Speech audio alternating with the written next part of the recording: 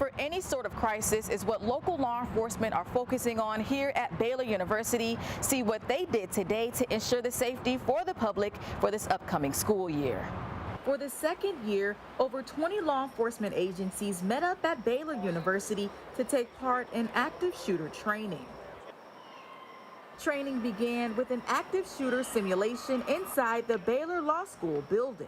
We use our own internal people to act as the aggressor. And he exited the car, engaged some people with a firearm, worked his way into the law school, engaged some more law students, and then eventually it ends up a hostage situation. And real people volunteered to act out the situation so officers could react quickly like they would in a real life situation. You've got to have that real life, as you heard or may not have heard inside, the screaming and yelling and all that external stress that was put on the officers and EMS and fire as they arrived. And that's a whole other part of it, stress inoculation, being exposed to that and operating in that kind of austere, chaotic environment.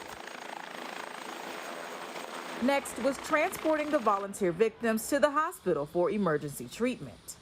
A different scenario was also played out today, helping someone with an emergency in a body of water. Members of the Big 12 also took notes at the training and will take that information back to their schools. The goal of these trainings is to help local law enforcement collaborate and prepare for any worst-case scenario as the school year kicks off. These exercises are to identify weaknesses, right? We have certain process and procedures in place for active shooter response, but at the end of the day, unless you're tested in a safe, controlled environment, we can't identify those weaknesses so we can improve upon those things. So it was a great day for Baylor and Waco.